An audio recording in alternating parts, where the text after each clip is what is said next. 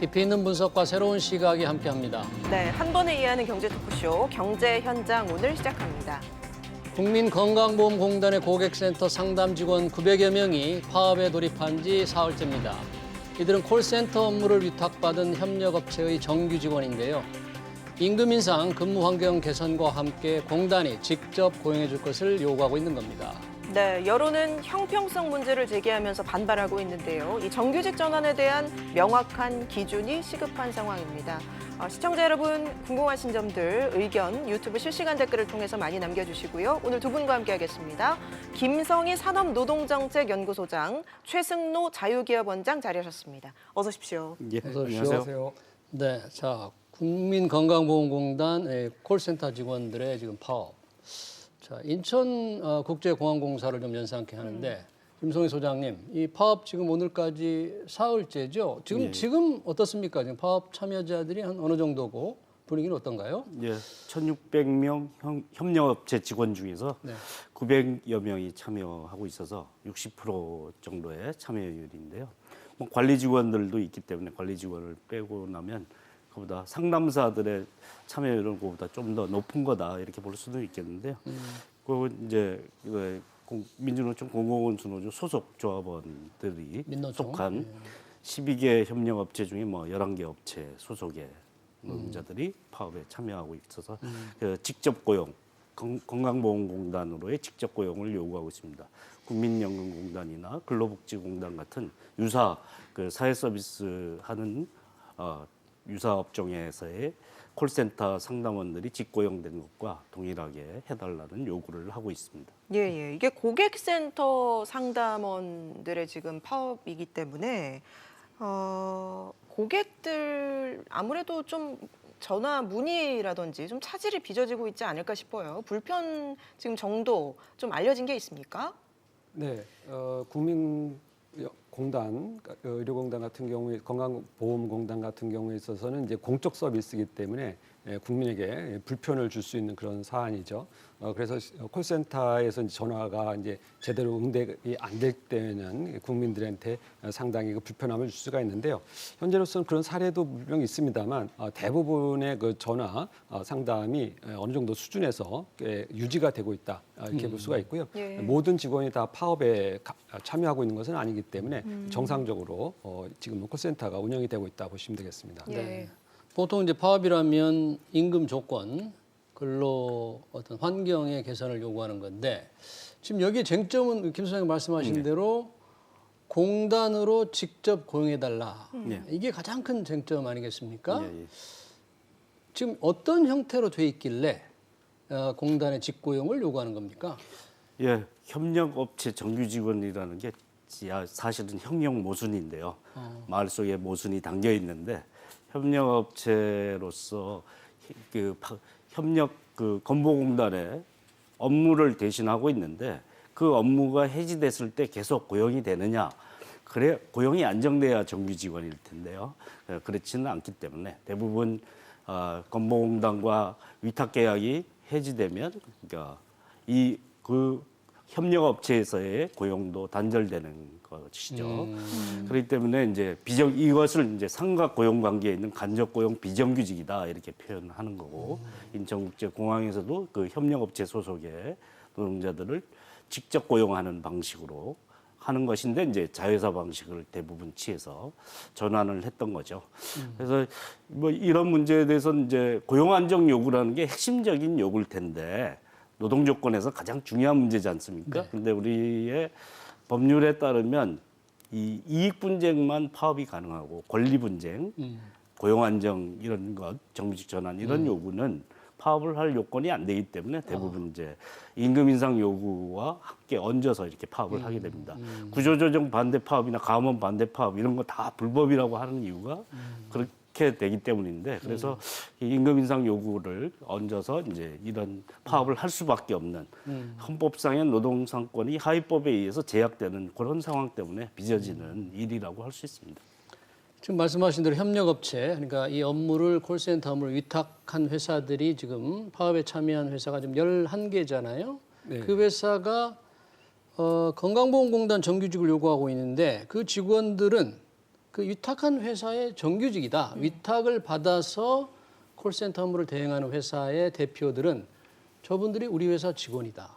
이렇게 주장을 하고 있는데 형태가 비정규직이냐 정규직이냐 좀 논란이 있을 것 같아요. 소장님 말씀 들으니까 네, 어떻습니까? 그렇습니다. 이번 파업은 상당히 그 보기에 따라서는 정말 어처구니 없고 엉뚱한 파업이다 이렇게 볼 수가 있어요. 왜 그러냐면은 그 파업의 주장이 뭐냐면 나를 이 회사에서 그만두게 해달라. 내가 다니는 이 업체에서 퇴사하고 싶다. 그러니까 그 위탁된 위탁 회사. 업체. 예. 그런데 나를 우리가 거래하는 업체에 강제로 취직시켜달라 이런 요구예요. 건보공단에. 예, 건보공단에. 그러면 사실은 그 업체로서는 황당하죠. 왜냐하면 그 업체로서는 대다수 근로자들이 그 건보공단에 지금 파견돼 있는데 이 상태에서 대다수 근로자가 그만두고 다시 공단에 취업이 된다면은 사실은 이 회사는 파산의 길을 갈 수밖에 없는 그런 구조예요. 그렇게 되면은 회사한테 나 좀 퇴사하게 해달라라는 요구, 그것도 거래하는 업체에 강제로 취직시켜 달라고 하는 것이 이 파업의 요구 사항이란 말이죠. 예, 예. 이런 요구 사항이 파업의 요구 사항으로 될 수가 있느냐? 애초에 이런 파업은 불법 파업입니다. 그래서 이 처음에 파업을 할 때의 구성 요건을 위해서 뭐 임금을 뭐 엄청나게 높은 수준으로 높여달라라는 요건을 만들어놨어요. 그래가지고 파업을 할 수 있는 절차를 만든 거죠. 그래 놓고 나서 이제 파업에 들어가니까 진짜 요구사항을 내놓는 거죠. 그래서 지금 이제 우리가 이런 토론을 하게 된 건데 사실은 그런 면에서 보면 이 파업은 본질적으로 꼼수 파업이고 불법 파업입니다.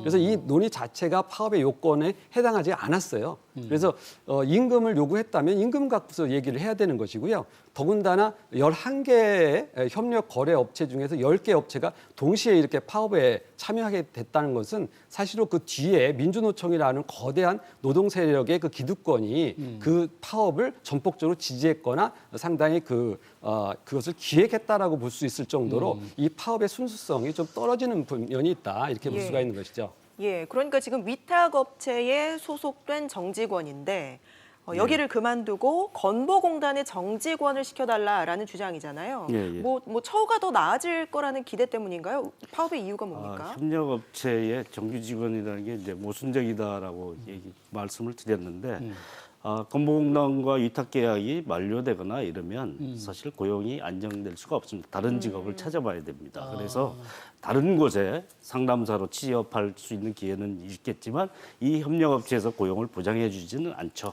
그래서 궁극적인 고용 안정을 위해서는 사실은 건보공단의 업무를 대행하고 있는 거지 않습니까? 그래서 건보공단이 직접 고용하는 게 맞다라고 요구하는 것이죠. 그리고 이제 이게 뭐 건보공단 정규직 노조도 민주노총 공공운수 노조 소속입니다. 그럼에도 불구하고 내부에 그 건보공단 정규직들이 반대하는 목소리가 높은데도 불구하고 이렇게 간접 고용의 비정규직으로서의 열악한 처우를 감수하게 하는 일을 자시해서는 안 된다는 이유 때문에 파업에 대해서 이제 지원하고 있는 것이라고 네. 볼 수 있고요.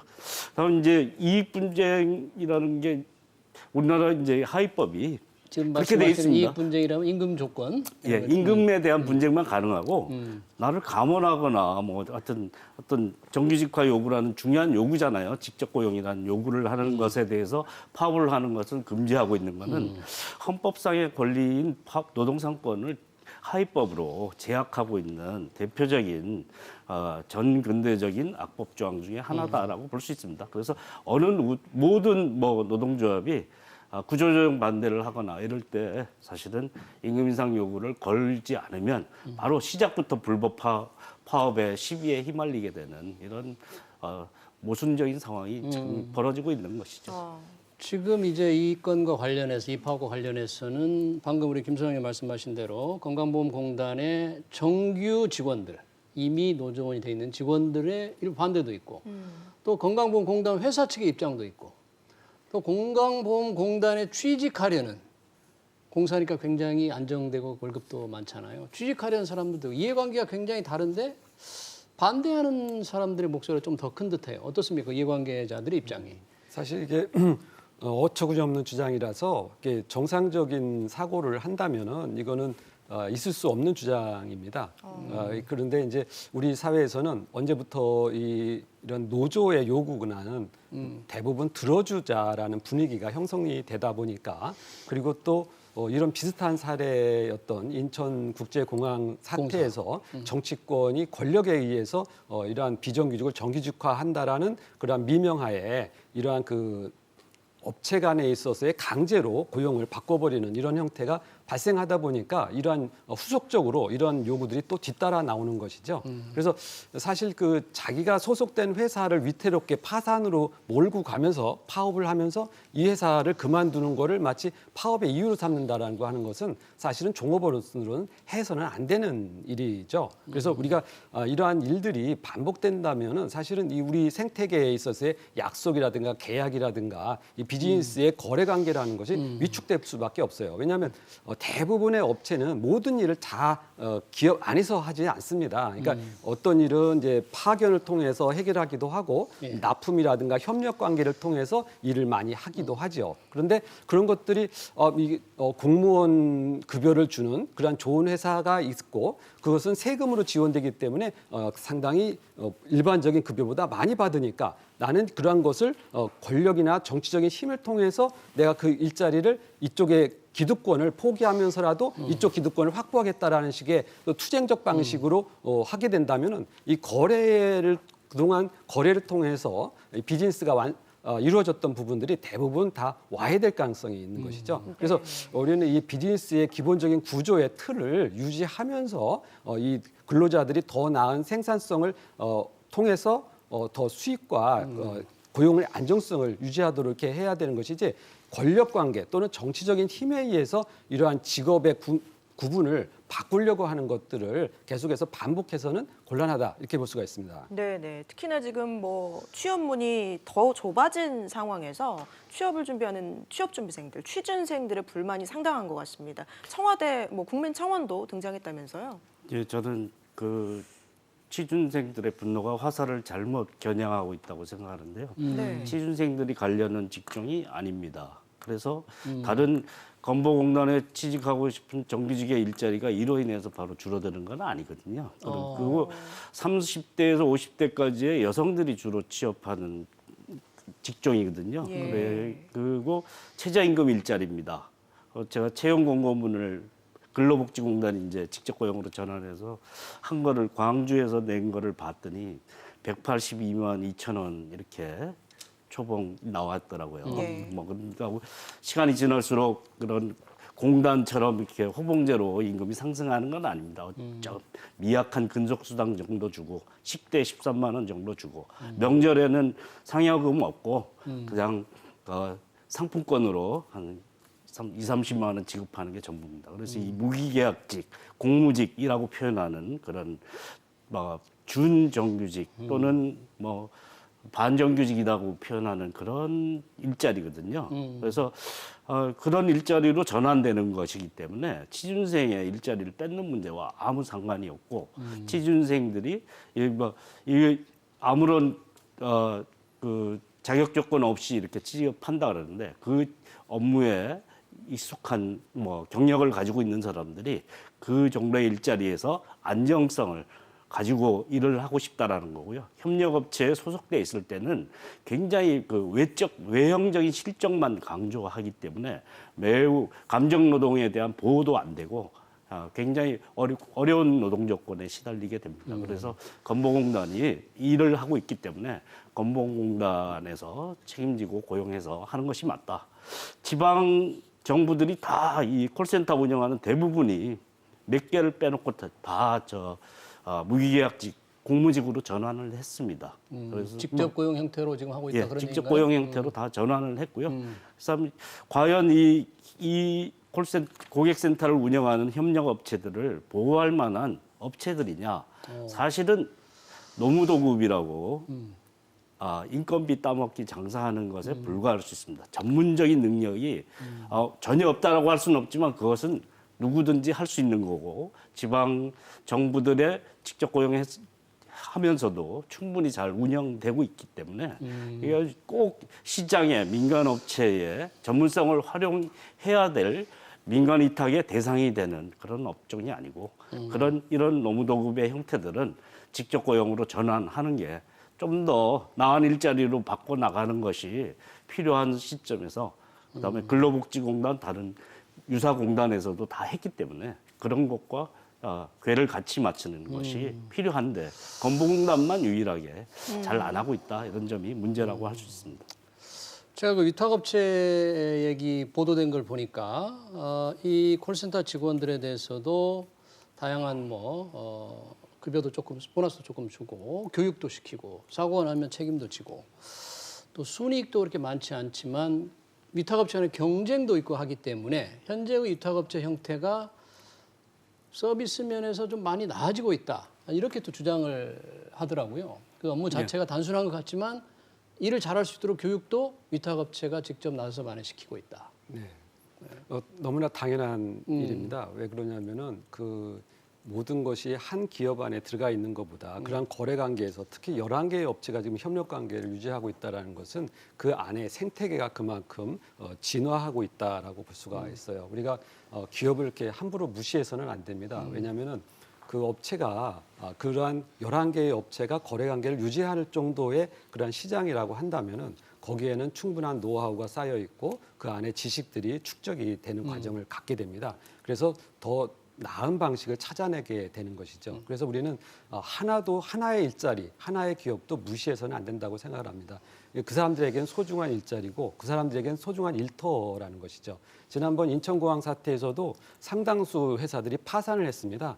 인천공항의 그 용역업체, 또 예. 보안검색 비정규직을 정규직으로 정규직으로 옮기면서 예. 많은 사람들이 회사에서 잘리고 그만둔 사람도 있었고 그것을 경영하던 사람들도 파산을 했고 그리고 기업들은 사라졌습니다. 근데 그런 그 결과로 몇몇 사람들은 국민들이 세금으로 내는 부분에 지원을 받는 좋은 정규직 일자리를 확보했을지 몰라도 많은 사람들이 일자리를 잃고 사업 터를 잃게 된 것이죠. 그래서 이러한 것들은 그냥 노동 투쟁의 관점에서만 바라봐서는 안 된다. 이것은 우리의 생태계에 있어서의 건강성을 유지하는 부분이기 때문에 이러한 소중한 일자리, 그다음에 소중한 사업장은 지켜나가야 된다는 것이죠. 그리고 이렇게 민간 업체를 도태시키고 민간 업체를 없애면서 다 공기업 안으로 일자리를 집어넣는 것은요. 우리 사회가 바라보는 지향하는 관점하고도 완전히 배치되는 겁니다. 최근에 그 중국의 비즈니스 문화를 보면 민간 업체들 대부분 없애고 민간 업체가 하던 일을 공기업에게 넘기는 방식으로 조정을 하고 있는데요. 정부가 대신하는 걸로. 네. 그런데 우리나라에서도 이렇게 민간 업체가 얼마든지 활동할 수 있는 부분을 이것을 공기업 안에 흡수해서 그냥 좋은 일자리니까 좋은 거야. 라고 바꿔버리게 되면요. 그 안에 엄청나게 많은 비리와 부작용이 발생합니다. 얼마 전에 인천공항에 그렇게 특별히 채용을 하다 보니까 브로커들이 등장을 한 거죠. 그랬어요. 그래서 네.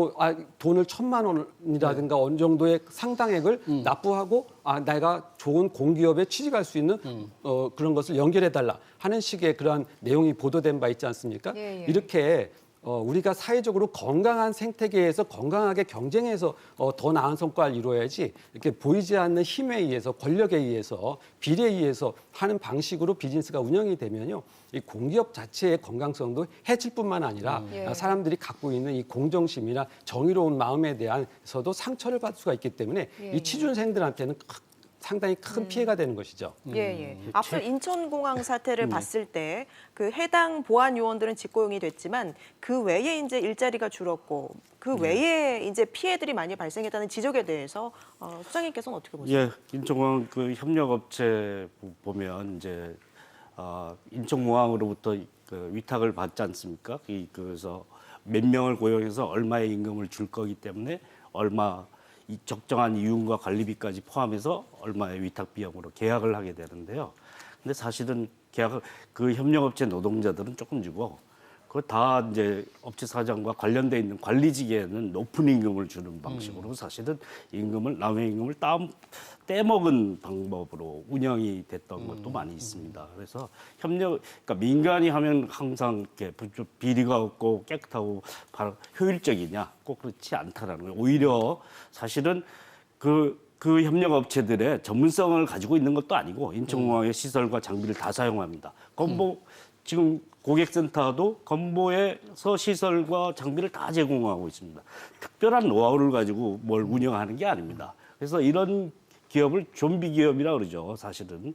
그다음에 그 관리비와 이유는 사실은 불필요하게 공공의 자산을 낭비하는 것이 되는 거죠. 그것을 처우 개선에 쓰거나 아니면 좀 더 다른 바람직한 질을 높이는 데 쓸 수 있는 방향으로 활용돼야 되지, 괜히 중간에 한 업체를 껴서 관리 책임을 맡기면서 그 비용을, 이윤과 관리비를 중복 지급해야 될 이유가 별로 없다라는 거죠. 인천공항의 메커니즘이나 건보공단의 메커니즘이 똑같은데요. 사실 이로 인해서 채용 브로커가 있다면 채용 브로커의 문제이죠. 그런 일이 없도록 만들어야 되는 게 문제이고, 그래서 공공 서비스를 모든 것을 다 민간 업체를 구축하고 공공으로 해야 된다는 게 아니라 공공 서비스를 제공함으로써 주민등록번호도 활용하고 소득과 뭐 직장 이동 경험 이런 것을 다 활용하는 공공 서비스를 행하는데 아무 책임도 안 지는 민간 업체가 그거를 관리하고 있다? 이 사실 사각지대, 보안의 사각지대가 생기는 거죠.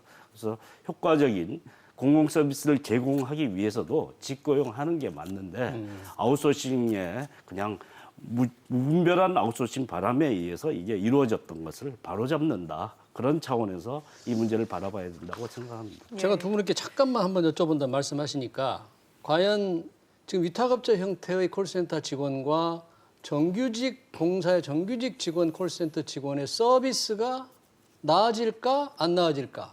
그건 좀 의문일 것 같아요. 어떻게 보십니까, 소장님? 만약에 공단에 평생 직장이 보장되는 공사 직원이 됐다? 서비스가 나아집니까? 서비스가 나아지기 어렵다고 봅니다. 왜냐하면 그거는 우리가 그 항공 서비스든 또 민간이 운영하는 서비스와 정부가 운영하는 서비스를 이렇게 경험해 보면 아실 수가 있어요. 왜 그러냐면 이 민간 서비스라는 것이 우리가 보이지 않는, 그러니까 아까는 이제 공항 시설을 예를 들으셨지만 보이지 않는 노하우와 경영 방식을 가지고 있습니다. 그래서 항상 민간이 하는 서비스가 질적으로나 매뉴얼화되는 그런 과정들이 상당히 높은 수준을 가져가기 때문에 그러한 것들이 비용을 아끼게 됩니다. 그리고 품질은 높이게 되는 것이죠. 그래서 이 민간 서비스가 항상 더 나은 서비스로 가는 그런 과정을 만들어내는데요. 이 공항 서비스도 마찬가지입니다. 대부분의 공공 서비스는 세금의 뒷받침을 받기 때문에 비용하고 무관하게 서비스를 하는 것처럼 보이지만 알고 보면 그것을 민간으로 대체했을 때는 세금도 아끼면서도 품질을 더 높이는, 서비스의 질을 더 높일 수 있는 구조를 만들 수 있기 때문에 아웃소싱을 하는 것입니다. 그래서 그 과정에서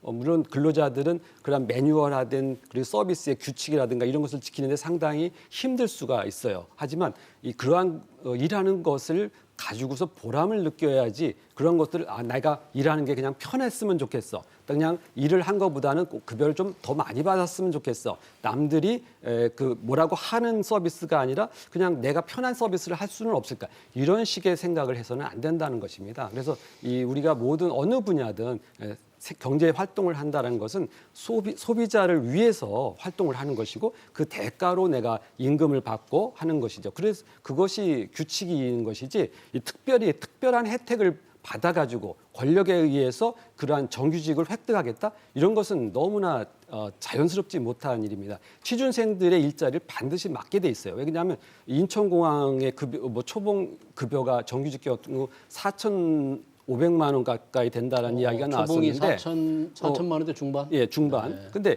어떤 형태로든지 급여라는 것은 그 기업 내에 들어가게 되면 급여 수준을 높일 수밖에 없습니다. 그렇다 보면은 결국은 그것이 다 세금에 의해서 그 급여를 줘야 되는 것이죠. 그런데 그 일자리가 그렇게 급여가 높아지면 인기를 얻게 되고요. 그 인기가 좋아지면 자연히 취준생들한테는 선망의 직장이 되는 것입니다. 그런데 그 직장을 기존에 있었던 노조 활동을 했던 분들한테 특별히 제공을 하게 되면 그만큼 그 취준생들한테 길이 막히게 되는 것이죠.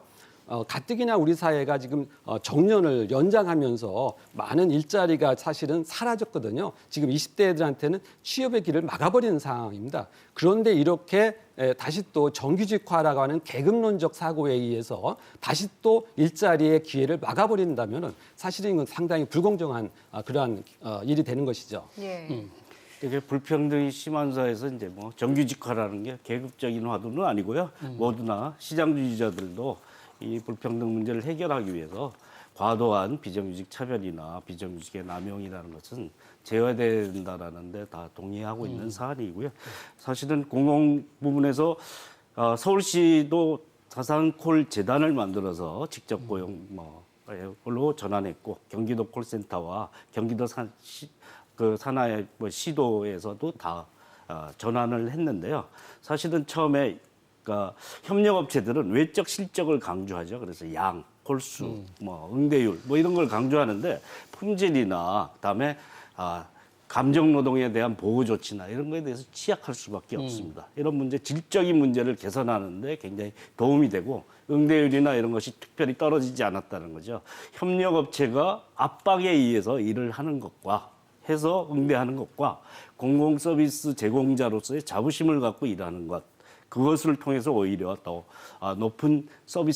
질 높은 서비스를 제공할 수 있다라는 것, 그리고 응대율조차도 그렇게 떨어지지 않는 시스템을 구축할 수 있는 그런 사례가 있었습니다. 그래서 이런 문제가 단순히 외형적으로 생각하는 것만큼 이렇게 공공 서비스로 가면 일을 안 하고 이런 문제 부분적으로 생겼던 적도 있는데요. 그 문제를 다 체계를 정비함으로써 해결할 수 있는 과제였다라는 게 확인됐습니다. 그리고 인천공항 얘기를 한번 말씀드리면 정규직 초봉이 워낙 높죠. 근데 이제 협력업체 직원들은 20년을 근속해도 그 초봉을 받지를 못합니다. 그래 직접 고용으로 전환됐어도 자회사 고용으로 대부분 갔지만 그 임금 수준을 받는 것은 결코 아닙니다. 향후 어떻게 될지 몰라도 그러나 이 너무 과도한 격차를 줄여야 되는 건 과제죠. 위는 낮추고 밑은 높여야 되는 것은 우리 사회 전반적으로도 벌어져야 되고 인천공항에서도 벌어져야 되고 건보공단에서도 벌어져야 될 일이라고 생각합니다. 예. 앞서 이번 경우 외에도 톨게이트 노동자 문제도 있지 않았습니까? 그때 이제 자회사를 만드는 방법으로 풀기도 했었는데 두 분이 생각하시는 이제 적절한 대안, 해결 방안 어떤 것들이 있다고 생각하십니까? 네, 자회사도 하나의 해법일 수 있습니다. 인천공항 사태에서도 자회사에 그대로 남게 해달라, 인천공항으로 옮기고 싶지 않다라고 하는 근로자들이 나오지 않았습니까? 이제 이게 다양한 형태의 파견이라는 것이 무조건 나쁘다라고만 봐서는 안 되는 것이죠. 그래서 이 파견 업체에 있어서의 노하우가 축적이 되면서 이 전문화된 일자리로서의 그 정규직 일자리로서의 파견직이라는 것이 우리 사회에 좀 더 자리 잡을 수 있게 해야지, 이것을 무조건 나쁘게만 생각해서는 우리가 이러한 그 고숙련의 일자리를 만들어내기가 어렵다라는 것입니다. 그래서 한 회사에 다양한 업종의 다양한 일자리 기능직들이 있는데 이것을 그 하나의 회사 안에서만 다 해야 되겠다고 생각하는 것보다는 다양한 그러한 전문화된 기업들이 그 일자리를 제공하고 그러한 그 전문화된 방식에 있어서의 숙련도를 높이는 방식, 이것이 바로 생산성을 높이고 그 생산성이 높임으로 인해서 일자리의 급여도 안정화될 수가 있는 것이죠. 지금처럼 공기업들이 대부분 세금의 지원을 통해서만 그러한 일자리를 확보하는 방식, 이러한 방식으로는 사실은 장기적으로 일자리가 유지되기가 어렵기 때문에 우리는 그 생산성을 높이면서도 고숙련의 일자리들이 안정화될 수 있는 구조를 만들어가는 그러한 노동 방식을 우리가 생각해야 되지 않나 싶습니다. 예. 자회사 방식이든가 아니면 직접 고용되더라도 무계약직, 공무직 승진은 안 되고 임금도 정규직만큼 호봉제로 올라가는 게 아니고 최저임금 에서 조금 더 높은 수준 그 정도밖에 올라가지 못합니다. 오래 근무해도 이렇게 내부에서 차이를 만들어놓은 별도 직군으로 빼내서 이제 그렇게 운영하는데요. 그게 과연 이제 완전한 해결책이냐 하면 그렇지는 않죠. 그리고 자회사로 가도 예전에 받는 임금 수준에서 거의 별 변동이 없고 복지 수준이 약간 낮아지는 정도인데 그런데 왜 정규직이 반대할까? 사실은 우리는 그 공공기관 평가, 경영평가제에서 인건비 비중이 차지하는 게 굉장히 높아서 평가에서. 이게 이제 인건비로 잡히면 경영평가에서 분리할 수 있고 그다음에 정규직 일자리도 공공서비스 건보공단도 징수 업무 통합해서 일거리가 계속 늘어나는데 인원은 안 주지 않습니까? 근데 이 총 인건비에 묶여서 사실 정규직 일자리를 못 만들어내고 있기 때문에 생기는 모순 때문에 이런 반발이 크거든요. 그래서 지금 당장 정규직과 똑같은 급여를 받거나 뭐 임금 수준의 그 현격한 격차가 해결되는 것은 아닌데 그런데도 이런 반발이 생기는 것은 이런 제도상의 정규직 전환 제도와 이 경영평가제 사이에 모순이 있기 때문에 생긴 문제고요. 그래서 자회사 방식, 무계약직 방식 당분간 유지될 수밖에 없더라도 그것이 협력업체에 의해서 인건비 따먹게 하는 기업들에게 공공 재원을 낭비하는 것은 바람직하지 않고 직접 고용해서 최소한의 안정적인 일자리를 제공하는 방식으로 공공 서비스가 운영되는 것이 타당하다고 생각합니다. 예, 여기까지 듣도록 하겠습니다.